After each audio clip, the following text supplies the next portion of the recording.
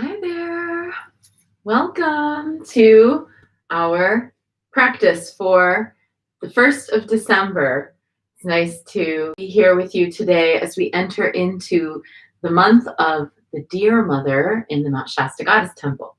We are going to be working for this whole month with the Deer Mother, and I've had a great question. I'm actually looking at her rock right now.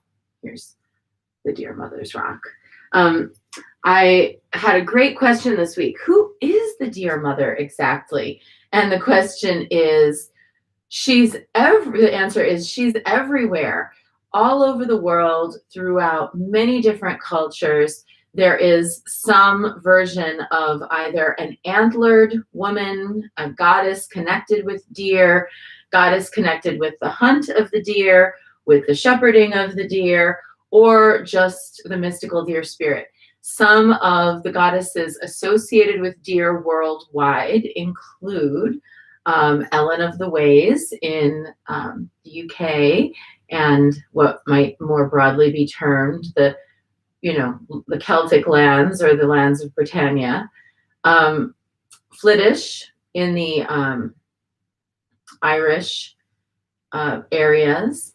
Sarasvati in Hinduism is associated with the deer. Magu, who we worked with earlier this year, the Taoist goddess of longevity, is also associated with the deer in China.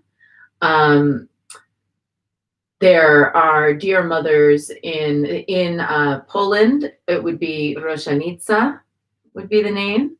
In Mongolia, there's a deer mother who ensures fertility and the well-being of children. Let's see, who am I missing? There's more. There's even more than this, but these are just a few of the names of the deer mother in various different cultures, and I'm excited for us to be working with her this month. In the Mount Shasta Goddess Temple, the deer mother is associated with female leadership, associated with travel and movement, associated with fertility and family and children, and is associated with collective decision-making and matriarchy. So in a way, the antlered mother in our temple represents that crown that we, each of us, wear in our lives, that helps us to kind of be in the collective with other powerful women, that helps us to be non-competitive, but instead mutually supportive, that helps us be the ones who retain our antlers longer. Female reindeer retain their antlers longer than male reindeer so that they can defend their children from jealous male reindeer. So lots for us to unpack, and we'll be working with the Deer Mother this whole month. The deck that we're going to be using this month is, is by Lori Pollock and Juliana Bright. It's called the Field Guide deck. Here's, so that you can see a little better, Field Guide deck. And it's got all different images of animals. You can find this at fieldguidedeck.com. And one of the things I love about these cards, the back, here's the back. It's just this beautiful abstract. And then each of the cards has either an herb or an animal or a quality of being or a crystal. Like here's the rose quartz card. So it's just a beautiful deck all about the gifts of the natural world. So we're going to be working with this deck today. So let's go ahead and begin. New song for the month of December. During the month of December, we're going to be doing daily purifications. That's part of my song for the Deer Mother, it's a purification song. And in my burning bowl here, I've got a collection of different local herbs. I think today we're going to burn a little bit of cedar. And the cedar grows all around here. Incense cedar. This song is a song that I just sing to purify space in the temple and our rituals. And it changes a little bit every time. So, when the dear mother ascends the mountain, victorious in her splendor, she brings with her the elixir of the forest, with precious incense, fragrant and sweetly scented. The mountain is purified, the forest is purified, the waters are purified, the animals are purified, the landscape is purified, the people are purified, our ancestors are purified, our children are purified, our homes are purified, our families are purified, my life force is purified, your life force is purified. Obstacles removed, wounds are healed, good words are spoken. All around us is purified, is purified, is purified.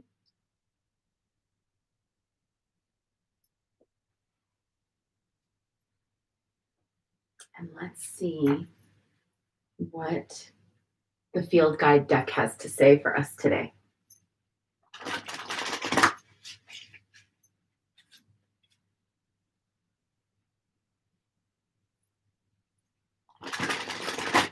These are nice big cards, which is great because the artwork is quite beautiful, so you can really see it in detail, but it means that for somebody with small hands, it's hard to shuffle.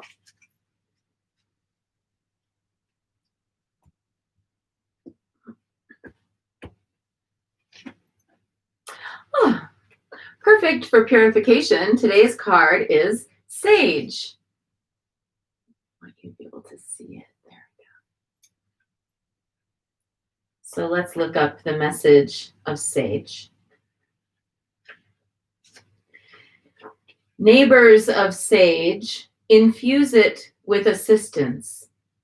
Use the symphony of the birds, the bees, the plants, and the trees to help find a comfortable new order. The song of your next step is impossible to ignore. Tone-deaf old narratives don't stand a chance. Change has arrived, loud and clear.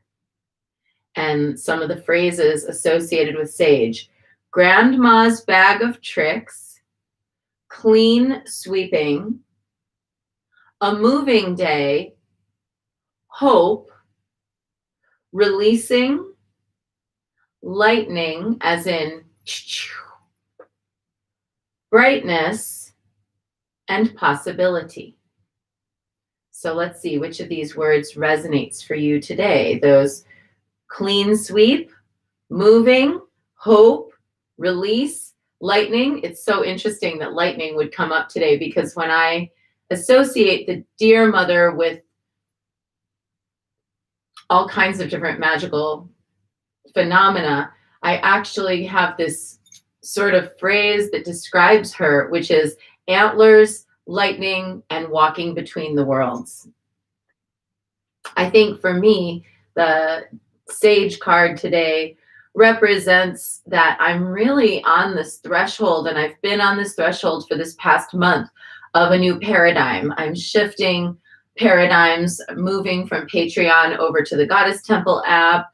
I'm moving all my lessons into the app. I'm reformulating my schedule so that I do computer work and writing in the mornings and readings in the afternoon. And all of these different kind of threads of change have been coming together. And I myself have been like seeing it's kind of indistinct, but it's been this new shape emerging that's starting to feel like a comfortable place for me to shift my priorities. Like I can now shift from the paradigm I've been in, my working paradigm, into this new working paradigm, and that it will be easier. So I think that's my message. How about you? What's your message today from Sage? Letting go of old narratives, outworn habits, and anything that doesn't really serve the highest well-being of your life. That is our short bit for today. If that's what you've come for, thank you so much for being here. And if you'd like to stay for the next round, we're going to go in now to Guan Yin practice. So let's begin with 3 prostrations before the shrine of Guan Yin.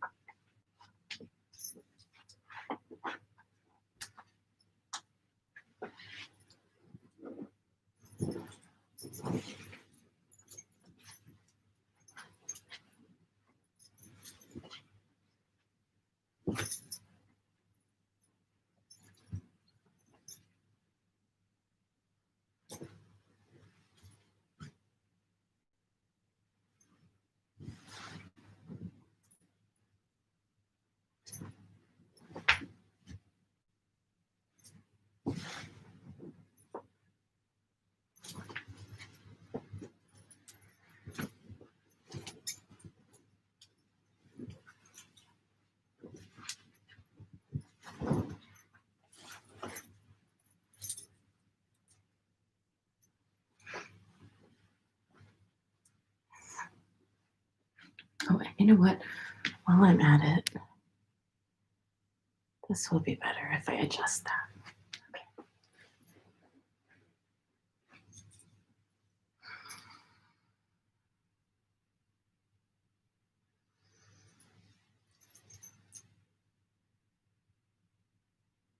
Take refuge.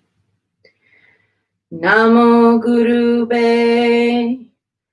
I take refuge in the inner teacher. Namo Buddhaye. I take refuge in the great mother of compassion. Namo Dharmaye. I take refuge in the wisdom of the ages. Namo Sanghaye. I take refuge in the community of practitioners. And let's set our intention. And I'd like to ask today that everybody hold the intention of all of those whose generational and hereditary fate is intimately intertwined with the landscape of the deer in Siberia and beyond. There are many in Sweden. I mean, they're all over.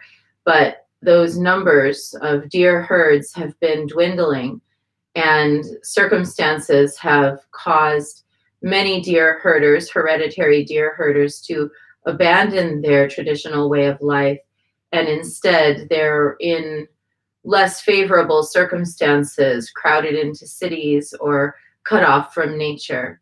And so I'd like us to send out today's practice to all of the deer herds people who have been driven out of their hereditary and traditional way of life.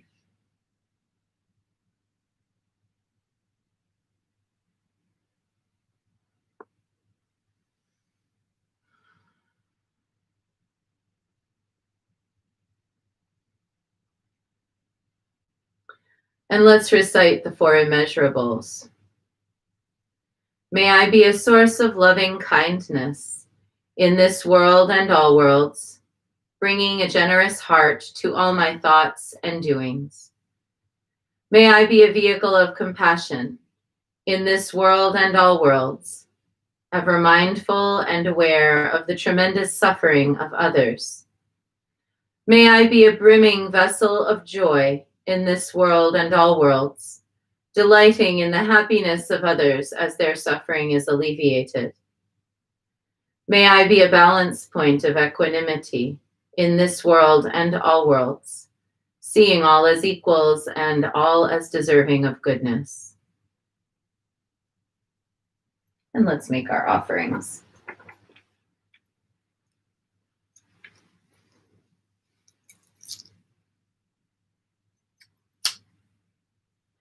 I light this candle as a symbol of the enlightening Dharma way. May it shine brightly for the benefit of all beings. I light this incense as an offering for Guan Xiyin, she who hears the cries of the world, mother of all.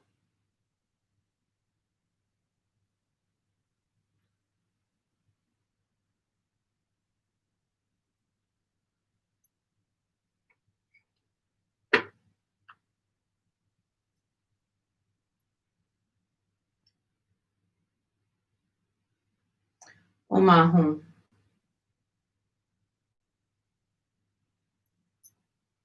Omahum. Omahum. Omahum. Omahum. Omahum. Omahum.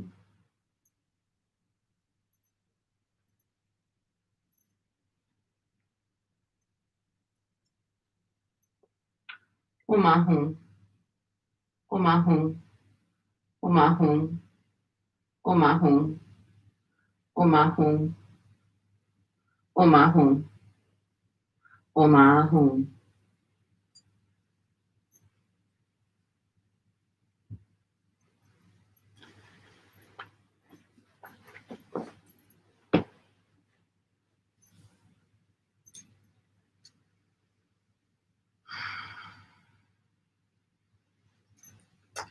Reverently, I prostrate with my body, speech, and mind, and present clouds of every type of offering, actual and virtual. I confess all my destructive beginningless time, and rejoice in the meditation of all holy and ordinary beings. Please, Guanyin, remain until the end of samsaric existence, and turn the wheel of Dharma for sentient beings. I dedicate my own merits and those of others to the great enlightenment.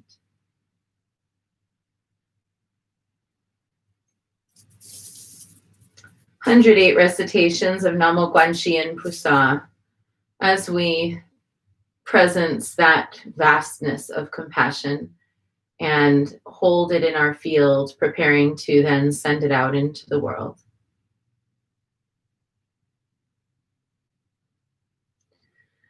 Namo Guanxian Pusa, Namo Guanxian Pusa, Namo Guanxian Pusa, Namo Guanxian Pusa, Namo Guanxian Pusa, Namo Guanxian Pusa, Namo Guanxian Pusa, Namo Guanxian Pusa.